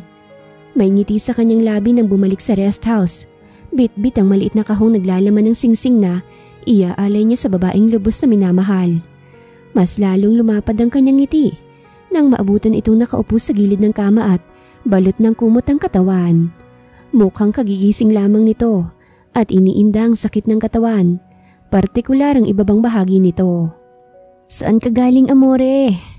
Pausang boses na tanong ni Soledad sa nobyo pagkalapit nito sa kanya. Walang isinagot si Ralph. Hinagka niya muna ang palad ng nobya bago lumuhod sa harapan nito. Be my wife, amore. Inilahad niya ang singsing sa naluluha na ngayong nobya. Please say yes. Nagsusumamong sambit niya pa. Hindi mo kailangang makiusap dahil magpapakasal talaga ako sa'yo. Gusto kong maging asawa mo, Ralph Recto. Bumagsak na ng tuluyan ang mga luhang namuo sa kanyang mga mata. Inilagay naman muna ng lalaki ang singsing sa palasingsingan na ngayoy fiancé niya na bago tumayo upang mayakap ito. Pinagdaop niya rin ang kanilang mga labi ng tuluyang paghiwalayin ng kanilang mga katawan. Napapailing na lang talaga si Soledad nang humirit pa ng morning make love ang mahal niya. Ipinasya na lamang nilang tuluyang lisanin ng rest house nang bumuti-buti na ang pakiramdam ng katawan ni Soledad. Iha, my goodness, mabuti naman at naisipan ka pang ibalik sa akin itong pamangkin ko. Mahigpit na yakap ang isinalubong ng ginang kay Soledad pagkababa pa lamang nito ng sasakyan. Grabe ka naman sa akin, tita. Ano bang akala mo sa akin na nangangain ng tao para hindi ko ibalik sa iyong mahal nating babae? Binalingan naman ng tingin ng ginang ang pilyo niyang pamangkin, tsaka ito tinaasan ng kilay. Lalo na nang makita ang mga kiss mark sa leeg ng dalaga. Hindi ka nga ba talagang nangangain ng tao? Makahulugang tanong nitong ikinapula ng pisngi ni Soledad. Habang si Ralph naman ay napapangiti at napapakamot na lang sa ulo. Pumasok na lang tayo tita sa loob dahil nagugutom niya ang fiancé ko na magdadala ng una niyong apo. Kinindatan niya ang tiyahin bago akayin ng fiancé niya papasok ng mansyon. Napapangiti namang sumundang ginang. Hindi rin ito mapigilang ma-excite sa sinabi ng pamangkin niyang magkakaapo na siya. Sa hapag ay napag-usapan na nila ang tungkol sa kasal at mangyayari yun sa makalawa. Ganoon kabilis trumabaho ang ginang kaya't napapa-thumbs up na lang si Ralph sa tiyahin. Pwede ko bang mahiram saglit itong anak ko sa iyo, my dearest pamangkin? Tapos na silang maghapunan nang ipasyang sarilinin ng ginang si Soledad. Sure tita, pakibalik lang kagad at mainipin pa naman itong gwapo niyong pamangkin. Nitong may ngiti sa labi na tinangon na lamang ng ginang. Sa hardin ipinasyang mag-usap ng dalawang babae. Hindi maitago ni Soledad ang kabang nararamdaman sa kaseryosohang nakikita sa mukha ng mami niya. Tungkol po ba saan ang pag-uusap natin, mami? Hindi niya na mapigilang tanungin ito dahil mukha itong nag-aalinlangan na magsabi sa kanya ng pakay. Tungkol sa tunay mong ina at ama ang dahilan ng pag-alis ko, iha. Hinanap ko kasi sila at sa tulong ng mga koneksyon ko, madali ko namang nalaman ang mga naganap. Paninimula nitong matamang pinakikinggan ni Soledad. Namatay na ang iyong ina at yun ay dahil sa sakit nitong nakukuha sa pakikipagtalik sa iba't ibang lalaki. Ganun din naman ang iyong ama na isang pure American. Katandaan naman ang ikinamatay nito, iha. Masakit para sa ginang ang direktahin ng dalaga. Ngunit kailangan niyang i-direct to the point ang lahat ng kanyang mga nalaman. Hindi ko man lang sila nakita. Kahit na sana sa huling pagkakataon, niyang malaman ang kanilang mga wangis, hindi ko man lang natuklasan. Umagos ang masaganang luha sa kanyang mga mata. Tila pinipiga ang kanyang puso sa mga nalaman. Niyakap naman ang ginang ang dalaga. May higpit na yakap habang hinahaplos at hinahagkan ang buhok nito. Meron akong nakuhang larawan nila, iha. Kumala sa yakap ang ginang upang makuha mula sa bulsa ang larawan ng mga magulang ng dalaga. Iniabot niya rito ito. Nanlalabo naman ang mga matang tinanggap ni Soledad ang dalawang maliit na letrato. Pinawi niya ang luha upang masilayan ang wangis sa mga magulang. Malungkot siyang ngumiti nang mapagtantong ang ama niya ang kamukha. Nakuha niya lamang sa inay ang manipis nitong labi. Mama, Papa. Basag ang boses niyang hinagka ng larawan ng mga magulang. Idinikit niya rin ito sa dibdib. Napakasakit dahil sa ganito ko lamang kayo masisilayan. Mahal na mahal ko po kayo, Mama at Papa. Ni minsan hindi po ako nagtanim ng galit sa inyo. Dahil alam ko pong may malalim kayong dahilan sa lahat ng hirap na dinanas ko. Garal-gal ang boses niya pang sabi. Isang mahigpit na yakap naman ang muling iginawad ng ginang sa kanyang anak. Hinayaan niya itong lumuha. Gusto mo bang puntahan ang puntod ng iyong ina? Mahina niyang tanong habang hinahagod ito sa likod. Tumango naman si Soledad. Kaya't agad na ipinangako ng ginang na bukas din ay dadalhin niya ito sa pinaghimalayan ng totoong magulang. Siguro ay dala ng pagkasabik dahil talagang hindi pinatulog si Soledad ng kanyang isip. Bagaman sa sementeryo niya pinuntahan ng kanyang mga magulang, ay may excitement pa rin siyang nararamdaman. Siguro ay dahil ito lamang ang unang beses na magkikita sila. Nang umaga rin yon, matapos mag-almusal ay sama-sama ang tatlong tinungo ang sementeryo na nasa lugar pa ng Rizal kung saan inilibing ang ina ni Soledad. Natutop ng babae ang kanyang bibig nang makitang kinapupwestuhan ng ina. Nasa pinakailalim ito, habang ang lapida nito ay gawa lamang sa sinementong ginuhitan ng pangalan at apelido nito. Maging ang kaarawan at araw ng pagkamatay nito, guhit lamang din at nasisiguro ni Soledad na gawa iyon ng daliri lamang ng tao. Wala ni isang salitang lumalabas sa bibig ni Soledad. Tanging pagtangis ang kanyang nagawa habang hinahaplos ang himlayan ng ina. Alam niya naman na patay na ito, ngunit ang kalagayan ng katawan nito ang mas lalong nagpadurog sa kanya. Naramdaman niya na lang 2 kamay sa magkabilang balikat hanggang sa yumakap ang mga mahal niya sa kanya, bagay na mas lalo niyang ikinatangis. Kawawa naman ang magulang ko. Patay na ngunit ganyan pang kalagayan niya. Luhaan na nasabi ni Soledad habang patuloy pa rin sa paghagulgol. Pangakong magkakaroon ng maayos na himlayan ng mama natin, Amore. Tumahan ka na. Pangakong usal ni Ralph habang yakap ang minamahal. Sinigundahan din ito ng pangako ng ginang, kaya't naibsan kahit papaano ang sakit sa dibdib ni Soledad. Sabay-sabay silang tumayo nang unti-unting pumatak ang butil ng ulan. Tiningala nila ang langit na makulimlim hanggang sa ipasya na nilang bumalik sa kotse at tuluyang bumalik na ng mansyon. Isang araw lamang ang ginawang pagpapatrabaho na magtiyas sa puntod ng ina ni Soledad. Pinagawan nila ito ng bahay at ang loob ay pinatayos na rin nila. Gawa rin sa marmol ang lapida, kaya't abot-abot langit ang pasasalamat ni Soledad sa dalawa. Tinanggap niya na lamang ang mga nangyari dahil wala naman na siyang iba pang magagawa. Ang ama niya naman ay merong sarili ng pamilya at hindi alam ng mga ito na nagkaroon na ito ng anak sa ibang babae. Kaya't hindi na nakagawa pang dalawin ni Soledad ang puntod ng ama na nasa Amerika pa. Ang tanging nagawa na lamang niya para sa ama ay ipagdasal ito. Hiniling din ni Soledad na wag nang gantihan pa ng mahal niya ang nagpahirap sa kanya. Labag man sa loob ni Ralph na sundin ang naisang mahal niya, ay sinunod niya pa rin ito.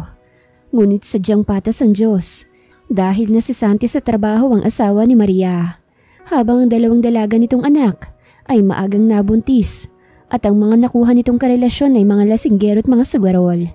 Nagdildil na rin ang mga ito ng asin, dulot ng labis-labis sa kahirapan. Dumating na rin sa wakas ang araw ng kanilang pinakahihintay, ang araw ng kanilang kasal. Tila nasa isang fairy tale si Soledad habang humahakbang palapit sa lalaking mahal na mahal. Sinalubong siya ng mami niyang naluluha-luha, dulot ng labis na ligaya. "I'm so happy for you, Iha!" Yun lamang ang tanging nasabi ng ginang. Maraming salamat po, Mami. Kung hindi po dahil sa inyo, wala po ako sa ganitong sitwasyon. Habang buhay ko po kayong pasasalamatan, Mami Regina." Huminto siya sa paglalakad upang gawaran ng mahigpit na yakap ang taong kumupkop sa kanya. Mahal ko po kayo, Mami." Dagdag niya pa hanggang sa kumalas na ng yakap sa kanya ang ginang dahil atat nang naghihintay ang groom. "I love you too, my daughter." Ngiting-an nito bago ituloy ang paglalakad papalapit sa naghihintay ng groom. "Be a good husband and father, Ralph." Binigay na ng ginang ang palad ni Soledad sa kamay ng kanyang pamangkin. "I will, tita. Don't worry." Ngiting tugon ni Ralph na ikinatango naman ang kanyang tiyahin.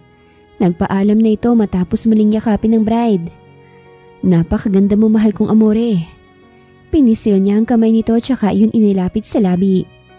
"I love you, mi Amore." Usal nitong may kahalong kindat. Napangiti naman si Soledad.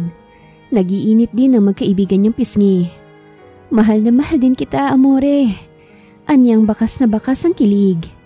Tumikhim ang pari kaya't nabaling rito ang atensyon ng dalawa. Nahihiya namang ngumiti ang mga ito bago sinimula ng misa sa kanila ng pare. Tinanggap at sinagot nila ng buong puso ang mga binitawang tanong sa kanila ng pari.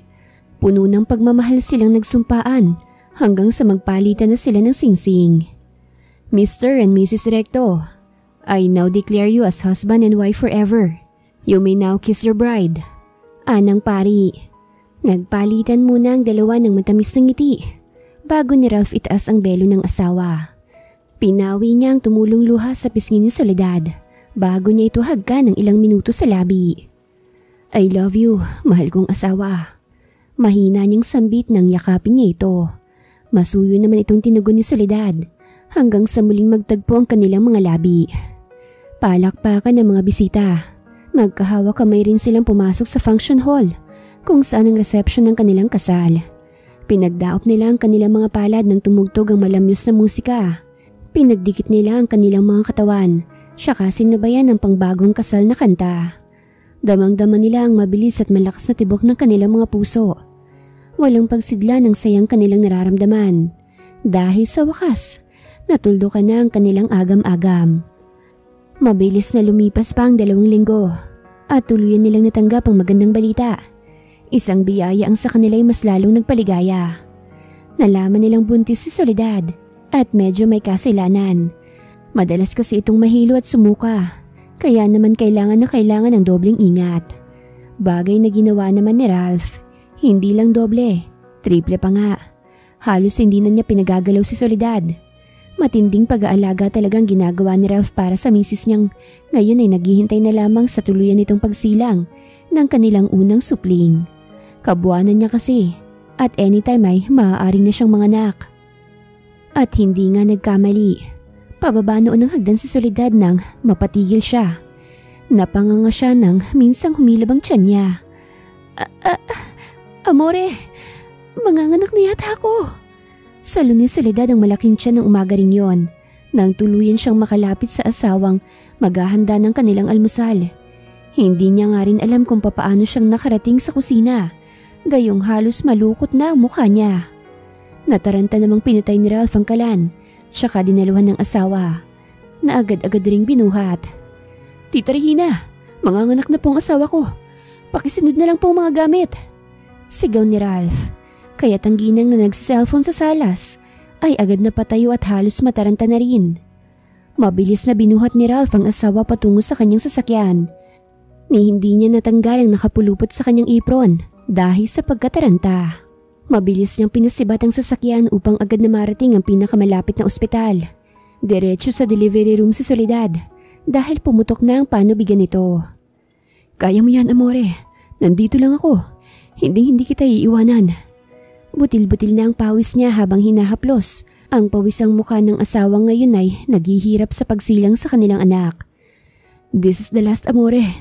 I'm so sorry kung kailangan mo danasin ang sakit at paghihirap na ito. Awang-awa siya sa nakikitang paghihirap ng asawa, lalo't kambal ang kailangan nitong ilabas. Hinagkan niya ito sa noon ang tuluyang mailabas ang una nilang anak. You can do it, wife. I love you. I love you so much. Hinagkan niya ito sa kamay, tsaka iyon mahigpit na hinawakan ng muling umiri ang kanyang asawa. Oh goodness, amore my wife, you finally made it. I'm so proud of you. I love you very much. Tila nabunutan ng tinik sa dibdib niya si Ralph nang tuluyang maisilang ng kanyang asawa ang kanilang mga anghel. Babae at lalaki ang kanilang kambal na anak. Rosie at Raven ang ibinigay nilang pangalan sa mumunti nilang mga anghel. Masuyong halik ang iginawad ni Ralph sa labi ng asawa nang tuluyang ibigay sa kanila ang kanilang mga supling. Tig-isa sila ng yakap sa mga ito, habang ang ginang naman na nakamasid lamang sa kanila ay maluha-luha. Napakaganda at gwapong bata nila, mga anak. Pwede bang pakarga din ako? Nasa tono nito ang labis na pananabik. Ngumiti naman ang mag-asawa bago unang ibigay ni Ralph si Rosie sa tiyahing napapaluhan na naman dahil sa sayang na darama nito. Hinagka ng ginang babae nga po at sunod naman ay ang lalaki naman. 1 buwan lamang ang pinalipas sa mag-asawa bago tuluyang pinabinyagan ang kanilang kambal. Imbitado ang lahat ng staff sa kanilang mall at maging ang malalapit na kamag-anak at kaibigan. Ang tanging mahihiling na lamang na mag-asawa sa poong may kapal ay ang kaligtasan nilang buong pamilya. Bagaman matindi ang hirap at pasakit na napagdaanan niya sa kamay ng mga ito, ay bukal naman sa loob niyang ibinigay ang kapatawaran na hinihingi nila. At mula sa puso din ang ibinigay nilang tulong para rito dahil nasisiguro nila, bagaman hindi sila masuklian ng mga ito ng material, alam ni Soledad na ang Diyos ang gagawa ng paraan para maibalik sa kanila ang maganda nilang ginagawa sa kapwa. Wakas.